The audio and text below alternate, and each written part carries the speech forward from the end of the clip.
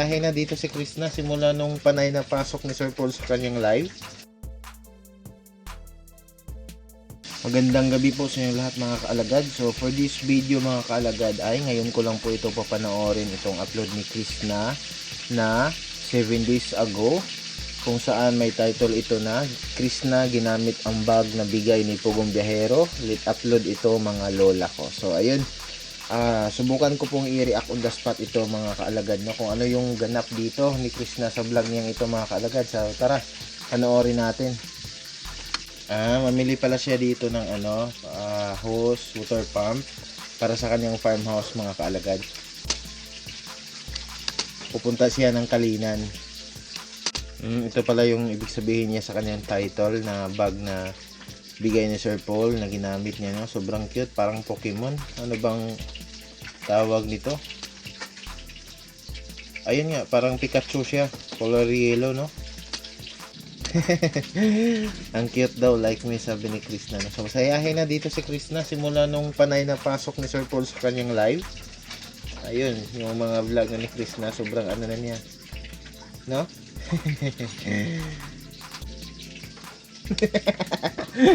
Parang naluka-luka dito si Krishna kasi bawat galaw niya parang tatawa na lang siya, no? Parang nasobrahan yung pagkamasayahin niya dito. Nasa kondisyon siya. 7 days ago kasi itong vlog niya. Hindi pa siya na hospital dito, no? Ayan, naglagay na si Krishna ng sunscreen. Ito kasi yung matagal lang kino-comment ng ibang kaalagad natin sa mga vlog ni Krishna na concern sa kanyang kutis na maglagay daw ng sunscreen. Lalo na kapag may lakad ito, sobrang init, pupunta sa farmhouse. Siguro napansin nila na hindi mahilig maglagay ng sunscreen si Krishna. So ayun, sa daming nag-comment, so ngayon dumating na yung panahon na nag-sunscreen na talaga si Krishna. At ayun, syempre hindi daw siya marunong. Ayan, kita nyo naman yung paghawak niya sa sunscreen niya. Sa sunscreen, no? Halatang hindi siya sanay.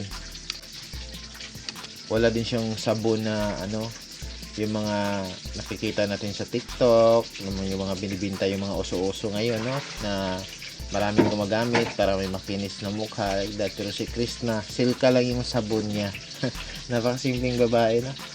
May pera, pero kung iba pa ito na may pera, syempre mag-research na yan na kung ano yung mga uso-uso, mga trending product ngayon na pampaganda ng kutis mga kalagad.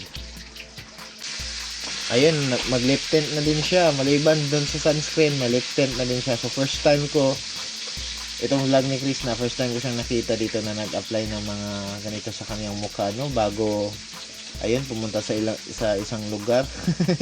Siguro nabasa niya yung mga comment ng mga kalagad, yung mga kalagad natin na laging nagsasuggest na maglagay ng sunscreen, mag-lip tint, alagaan yung kutis niya.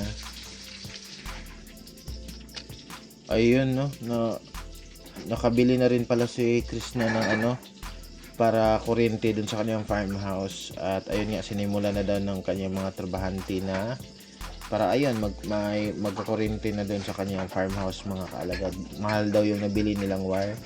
Pero sa pagkakaalam ko, may libre naman yan, no? Kapag may magpa-connect ka talaga, pupunta ka talaga sa office. Kapag magpatap ka ng kuryente, parang may bigay yan na libreng wire, pero parang ilang meter lang yung ibibigay nila. Mabuti naman dahil may kuryente na sa kanyang farmhouse mga kaalagad, no. Kailangan talaga siguro ngayon kasi may mga machine na mga welding machine na kailangan ng kuryente doon sa pagpagawa ng kanyang farmhouse. So kaya minadali din yung pagpa-connect nila ng kuryente mga kaalagad. 14K ang isang rolyo daw ng wire na malaki. 14K yung isang rolyo, tapos dalawa yung binili nila Krishna. Sobrang mahal, no?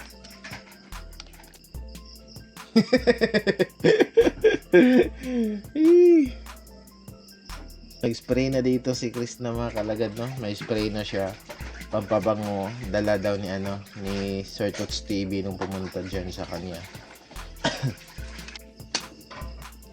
dito mga kalagad, hindi nag-make up dito si Krishna, no? So sabi niya sa mga naghihintay na mag-make up daw siya ay wala daw ganun kasi ayun nga, hindi daw siya mahilig. Yung make up set daw ni Krishna ay binigay niya dun sa iba.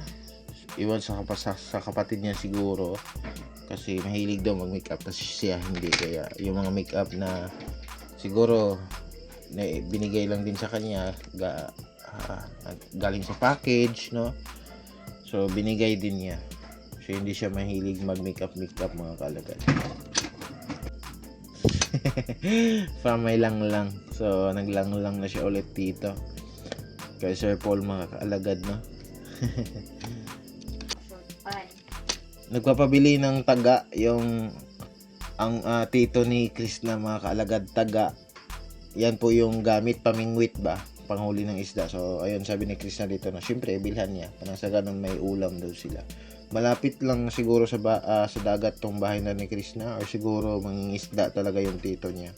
Or ano din, pwede din sa sapa, di ba? May mga ulang, may mga isda din naman nahuli doon.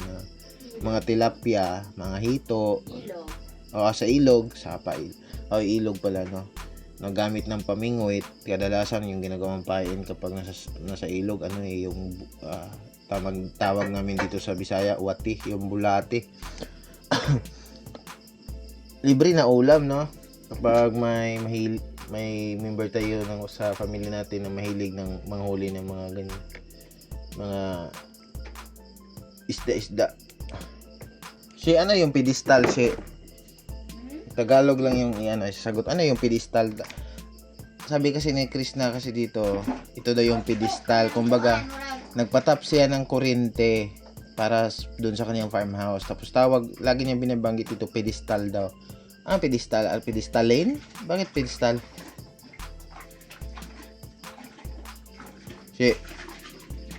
Wala na ko pasabot anong pedestal guys. Tagalog. Ha? Tagalog. Wait, wala ko pasabot i-google. Ay. girly yung pormahan dito ni Krishna.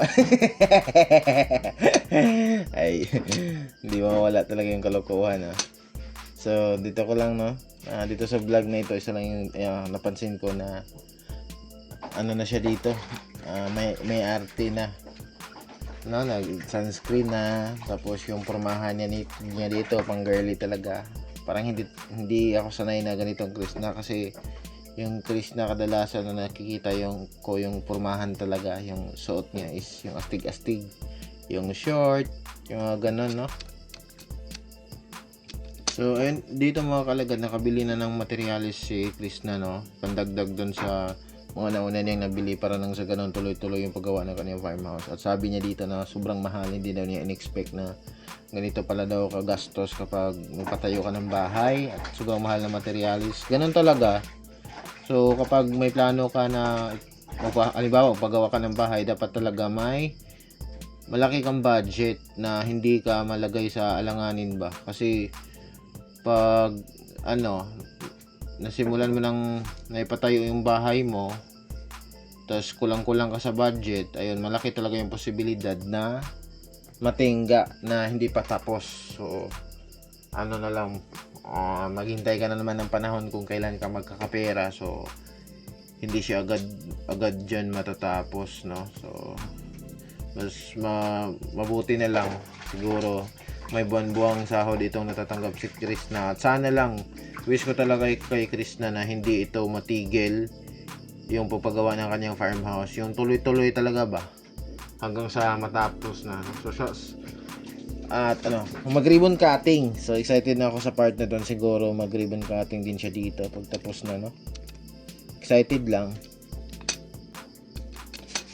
Ang isa din dito talaga, pag magpatayo ka ng bahay tapos din yung bahay mo is malayo sa kalsada, isa din talaga sa gagastos ka ng malaki yung pagpaano sa mga materyales sa kalsada, pag ng materyales, paghahakot ba.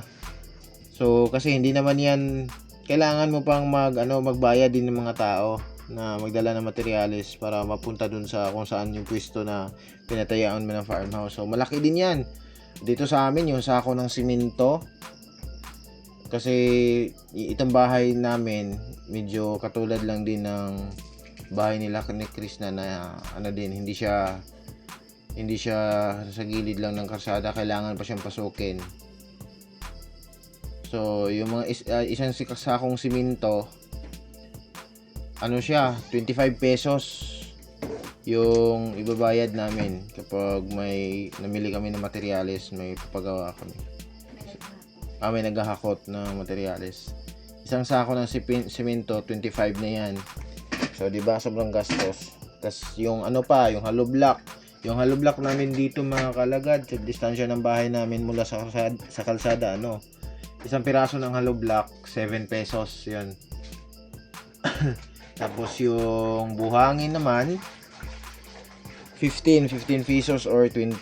Yun, may kahoy pa. So, sobrang gastos talaga kapag magpapatayo ka ng bahay. Mas, ano na lang, makasave ka na lang talaga kapag yung pinatayuan mo ng bahay is nasa ano lang, nasa gilid ng kalsada. Hindi mo kailangan magbayad ng tao para maghakot, no? Pagkababa agad na materyales galing sa truck at yun, doon na yung pisto mo. Ayan, gawa na lang diretso. Hindi mo na kailangan magbayad ng mga tao. Isa din yun talaga sa advantage kapag may lupa kayo sa ano lang, sa tabi ng kalsada. Tapos doon kayo magpatayo ng bahay. Ayun pala yung tindahan ni Ate Bit Buagas. Napakaganda ng pwesto, no? Nasa tabi lang ng kalsada din. At ano talaga, metal. Malaking tindahan, no? May soft drinks. Hindi siya nag-vlog. Wala, si Bit Buagas ba? Gibidyohan ni Chris na nga Kani si Bit Buagas mag-vlog, vlogger mo pagkunikod. Nag-vlog po siya tungod kay Chris na. Gibidyohan ni Chris na si Bit Buagas nga wala kabantay. Nagtalikod ng namulot o basura. Hindi talaga mawala sa sa probinsya itong mga ganitong pormahan, no? Yung monkey kumbaga unggoy-ungguyan sa pangunguha ng kuto, lisa, no? Kasagaran talaga kadalasan talaga yan ng nangyayari sa hamdan ng mga bahay. Sunod-sunod ba? Yung mga babae kadalasan yung gumagawa nito. Sa Bisaya pa naghingot anay. Pero dili lang duha ka tao. Kumbaga ayun, 3 sila dito. Kung pwede din si Chris na sa likod ni nung isa na nasa likod, pang-4. Ayan, ito pala yung pinagawa ni Chris na temporary na CR, no, na nilagyan lang nila ng mga kahoy, yung hukay na pinagawa niya. So akala ko mga sako lang yung idingding niya or mga palapad, yung dahon ng niyog, pero ayun nga, no, binilihan talaga niya ng trapal. Bagong-bago yung trapal, oh. Sobrang laki pa. Kumbaga ito na yung naging silbing bubong at dingding. Isang na lang. Temporary lang kasi ito mga kalagad para sa kanyang mga trabahante. Dito din magsistay yung mga trabahante ni Chris na, yung mga journalista niya. So kumbaga stay in pala or barracks tawag dito sa mga construction worker natin. So ayun, so tuloy-tuloy pala talaga ito yung pagpatrabaho ni Chris na sa kanyang farmhouse. Kasi hindi uwian yung mga trabahante.